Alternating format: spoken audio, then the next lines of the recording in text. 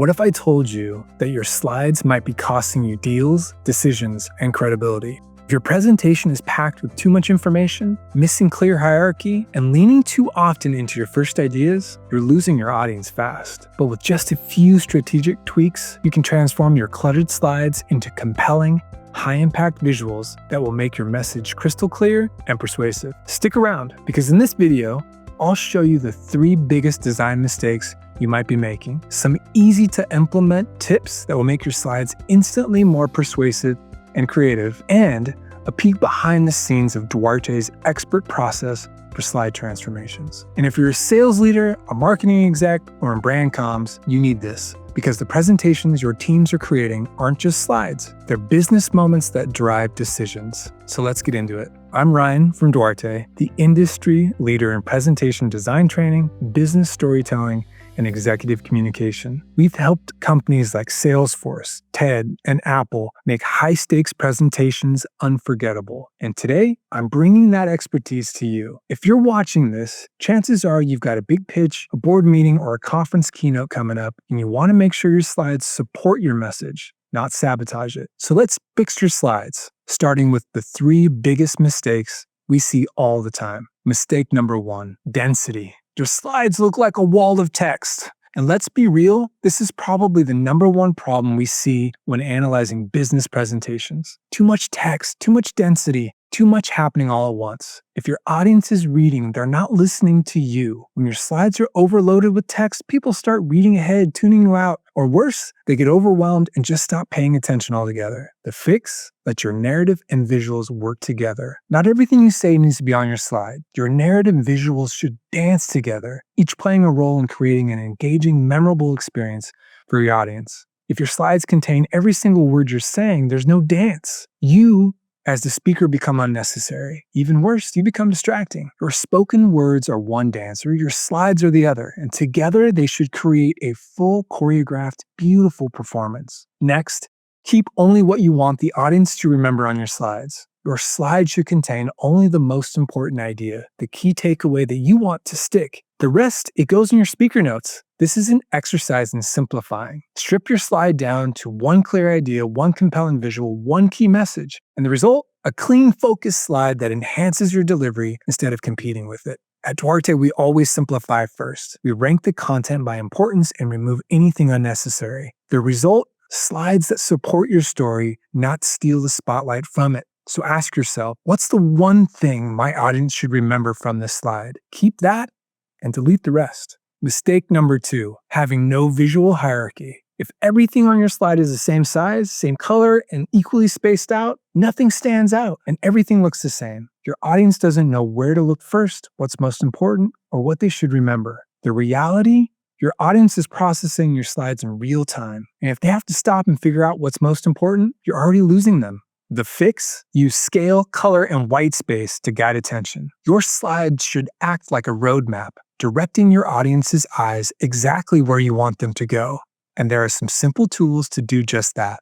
First, scale. Generally speaking, you want to make the most important point on your slide the biggest, the next most important, the second biggest, and so on. Our eyes are naturally drawn to the biggest element first. That means your key takeaway should be the largest thing on your slide. But scale isn't the only tool you can use to create hierarchy. Color is next on the list. Color can be used to create contrast and to emphasize. Color isn't just decoration, it's a powerful way to guide attention. Color can highlight key parts of a statement. Color can make important elements stand out in a diagram. And color can also be used to mute or de-emphasize elements that are creating noise. When working on a client's product launch, presentation, or sales keynote kickoff, we think intentionally about the palette we're using before we start the design. We strip away unnecessary colors and use contrast with intention so that the right details stand out. The last tool is white space. It's how you give your slides room to breathe. Less is more. White space isn't empty space.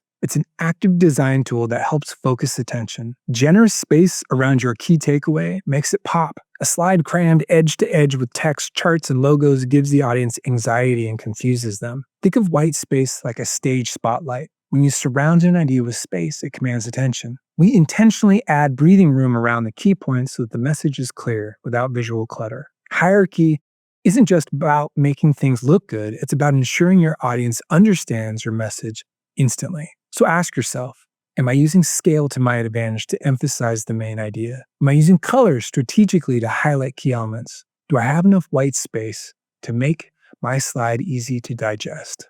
Get these three things right, and you'll give the audience the direction they need when viewing your slides. Mistake number 3, you're defaulting to the first visual idea. Now be honest, how often do you default to the first visual idea that comes to mind? Maybe it's a basic bar chart or stock photo or a bullet list dressed up with icons. The problem? Default is boring, and boring slides fail to capture attention. Too often, presenters take the fastest path instead of the most effective one, rushing to get something on the slide instead of stepping back to think about what would truly engage the audience. Here's the secret. The best slides don't happen by accident. They happen because someone took the time to explore multiple visual ideas before choosing the right one. Here's the fix. Reserve time to explore and experiment. Instead of jumping into PowerPoint, Keynote, or Google Slides right away, hit pause.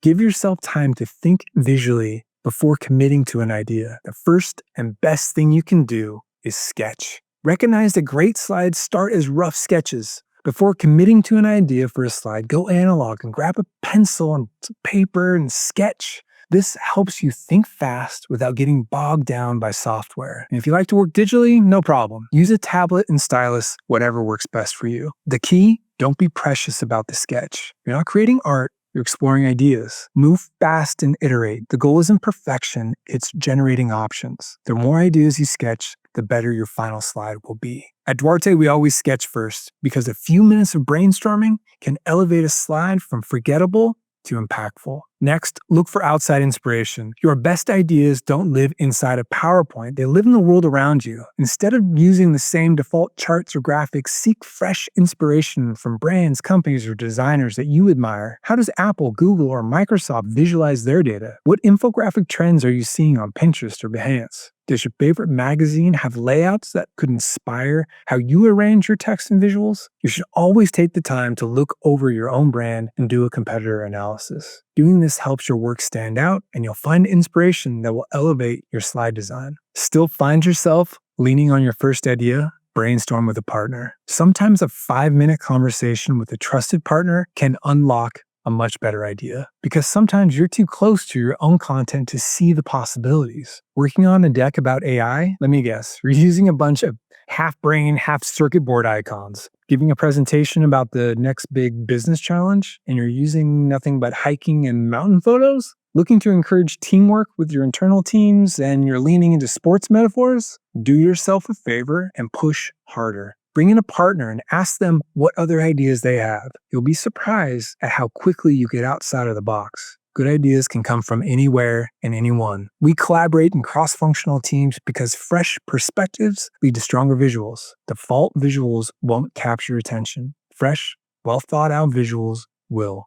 Next time you make a slide, challenge yourself to do these 3 things. Sketch out at least 2 different layout ideas before choosing one. Find one piece of outside inspiration before designing, and run your idea by at least one other person before finalizing. The best slides aren't created on autopilot. They're crafted with intention. So don't settle for the first idea. Push for the best one. All right, let's recap. You want to take your slides from cluttered and confusing to clear and compelling? Remember these takeaways. Simplify your slides. Your visuals and narrative should work together, not compete. Keep only what your audience needs to see to help them remember the key point. Use visual hierarchy. Leverage scale, color, and white space to guide attention. Highlight the key takeaway by making it bigger, changing its color, or adding some open space around it. And don't default to your first idea. Sketch out multiple layouts, look for outside inspiration, and push past the obvious by brainstorming with a partner. Now, ask yourself, which of these fixes will you try first?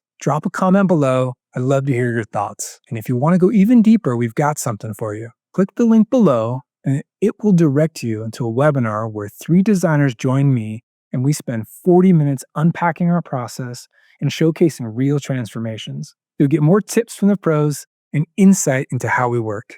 And if you found this helpful, hit that like button and subscribe for more expert insights on presentation design, business storytelling, and executive communication.